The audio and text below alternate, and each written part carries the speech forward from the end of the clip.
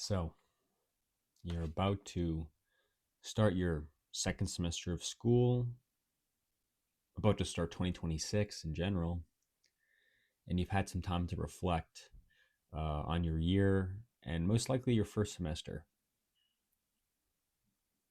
And you're kind of disappointed. You're kind of feeling down about it. You're not too happy about your first semester, your performance. You know, you wanted a higher GPA. We didn't get there. Socially,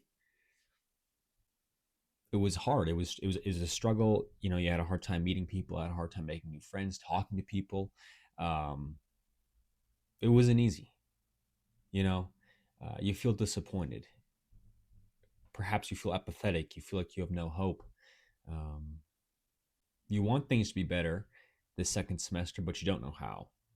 And the common trend in your life is you create some goals, you create some really awesome habits, you start doing them, you do them for 2 solid, great weeks of amazing work. You're killing it. And then it just kind of slowly fizzles out. And then when it fizzles out, you start the negative self-talk. You become self-loathing, and it's really a detriment to your mental health and your mental well-being. So how do we stop this process? How do we stop doing that and create positive momentum?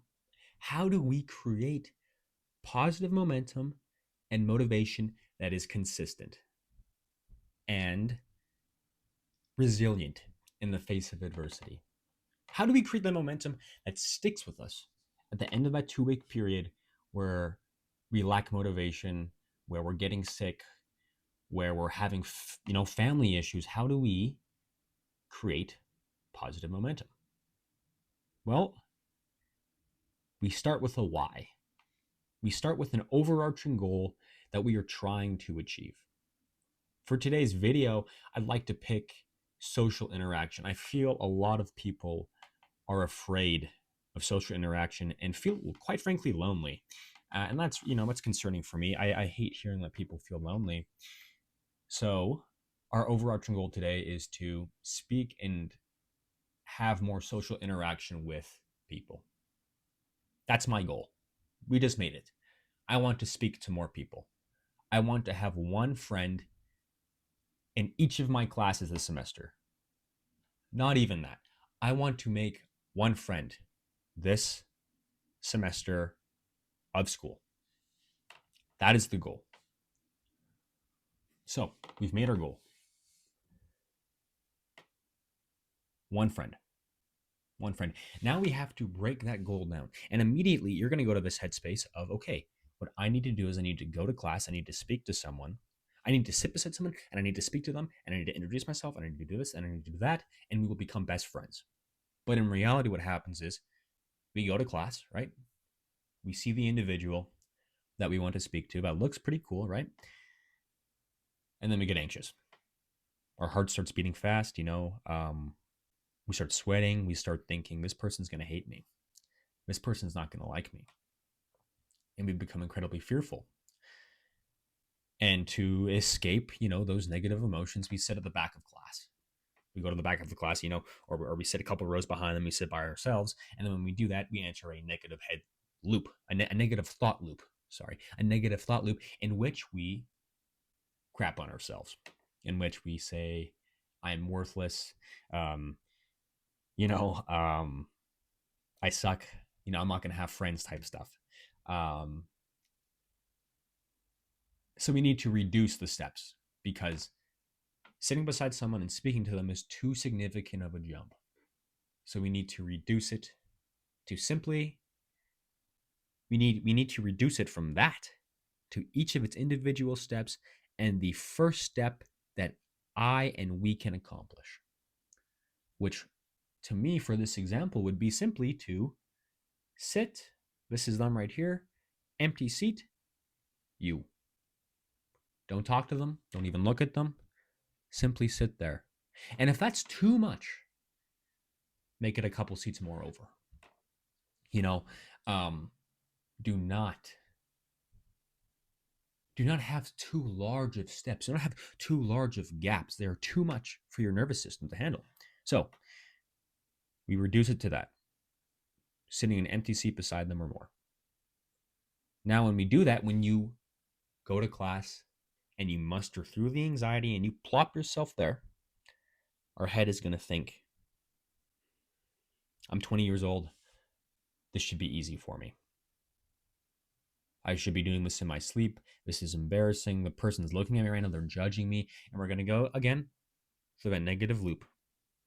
But this is where we create positive momentum. This is where we intervene, step in, and stop those thoughts. And we do that by celebrating our win, by patting yourself on the back and saying, guess what I just did? I just sat beside someone that I would have completely avoided the day before, the semester before. Great job. Don't try to stop the negative thoughts. They're going to occur, but I encourage you to challenge them. You know, when you hear, I suck at talking to people, or, you know, I'm avoidant of people, you can say, no, I'm not. I'm trying my best to talk to people. I'm trying my best to expose myself to fearful situations. And that challenges the negative thought. It doesn't block it out. Don't block out thoughts. It's not going to be productive. It challenges it and answers that problem. And I mean, really celebrate when you do it. You know, you don't celebrate yourself enough. I'm telling you that right now. You don't celebrate yourself enough. So when it happens, you need to, in your head, think, I'm the best person ever. I am doing something amazing. I am pushing myself to new limits that I thought I could never push myself to. When I do well in an exam now, or when I do good on a quiz, that's the positive self-talk that I have, and it's really changed, my performances in academics and my perception of myself. You got to scream, man. If you have the space in the room to scream, you got to scream about how good that felt. You gotta celebrate you because you're worth celebrating. So we've accomplished our mini step. Now what?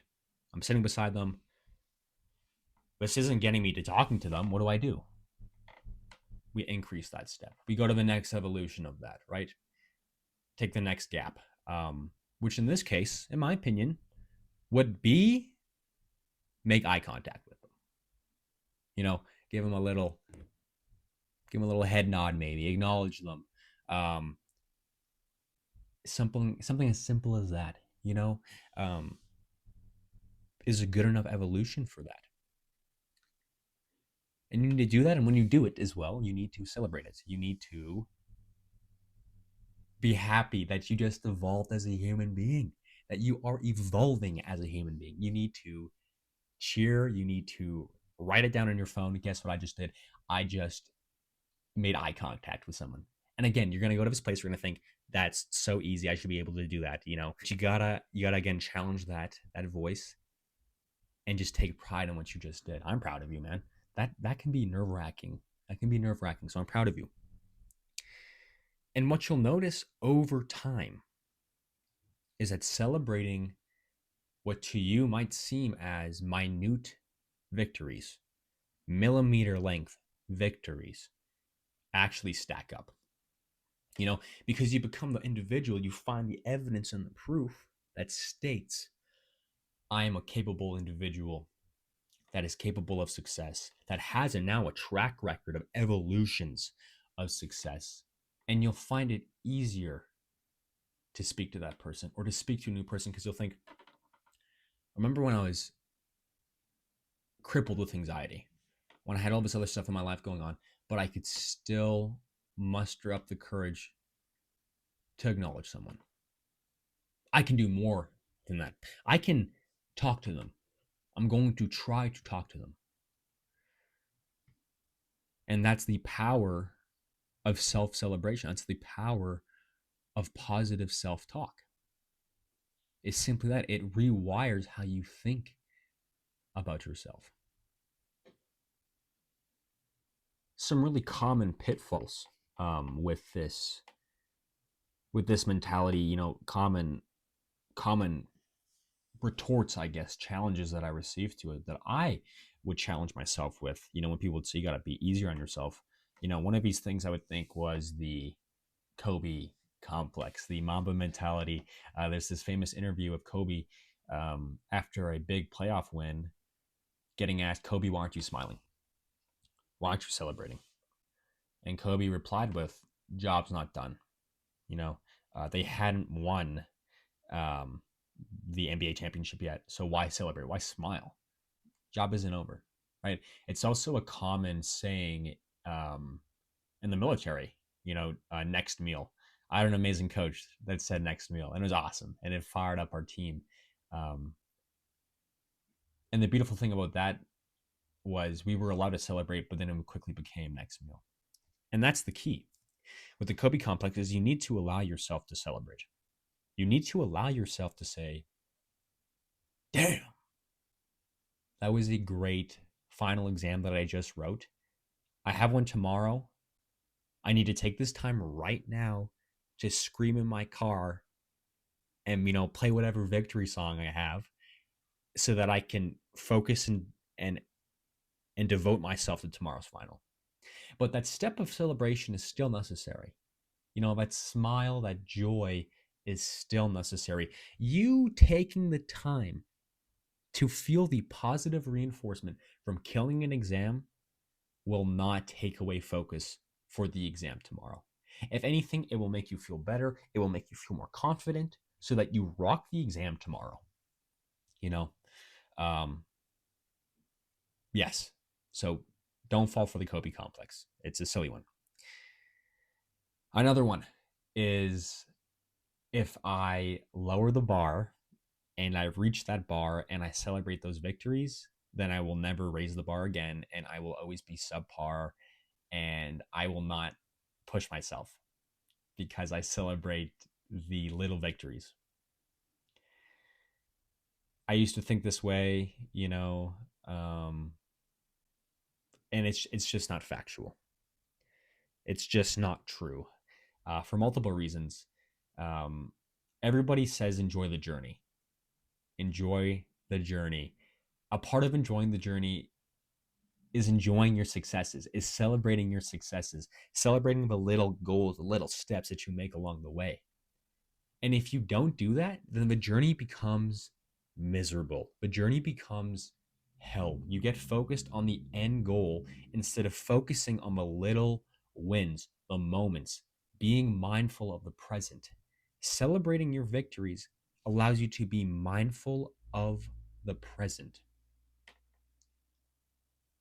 And when you do that, when you are mindful of the present and you celebrate those lower bar victories, you will say to yourself,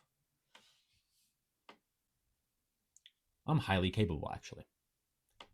I can actually accomplish more than just this. I studied for 20 minutes today. I can probably study for 30, 40.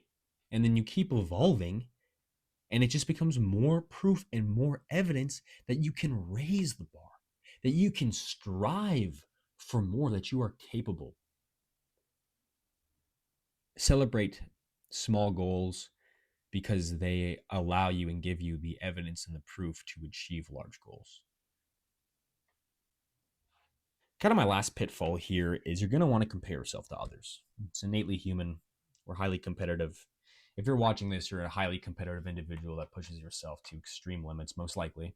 Maybe not extreme, but significant limits. You want to be the best, and you're going to want to compare yourself to other people that are, possibly doing more than you, that are possibly more social than you, that have better grades than you, and it's really easy to compare yourself to them, start that negative thought loop. Um, and again, that's just not good for your brain. It's not good for your self esteem. That's not going to build positive momentum. What you need to do instead of comparing yourself to others, and it's a trope. I mean, people say this all the time, but you need to compare yourself to who you are, to who you were. I find so much satisfaction now comparing me a month ago to me this month. because I've seen and I've been recording and I've been celebrating the growth. You know, um, when you're gonna feel so proud of yourself when you say hello to an individual when you couldn't even look at them, you know, in 2025 and in the fall of your first semester. You're gonna feel so good about yourself that you can even say something to them now. So you might as well compare yourself to you before instead of some random guy, you know? Maybe someone, you admire or aspire to be, but that's just gonna put you in a hole, dude. That's just not gonna it's gonna serve you no purpose. It's not a functional purpose to that. It's dysfunctional. It's maladaptive, that behavior. It sets you back. But the behavior that puts you forwards is comparing yourself to who you were yesterday, you know, to who you were a month ago. So that's what I encourage you to do. Compare yourself to yourself, not others. Don't fall for the Kobe complex, and allow yourself to celebrate low bar wins. Hopefully, this second semester, this year of 2026, you can begin to generate self momentum via self celebration, via some self love. That's what I want to say here is you don't give yourself enough credit. You're a hardworking individual capable of so much. And if you simply allow yourself to celebrate that, you will start to accomplish so much because you will begin to believe that you are successful, that you are capable. Celebrating wins allows you to believe you are capable, which then allows you to achieve and strive for higher goals. But if you do not celebrate yourself and you live in this mindset that you suck, then achieving goals just becomes that much harder, man. So have a goal, break it down, do it, celebrate it, achieve the next evolution, celebrate it, and follow that momentum until you become the human being you want to be and that you can be. Thank you.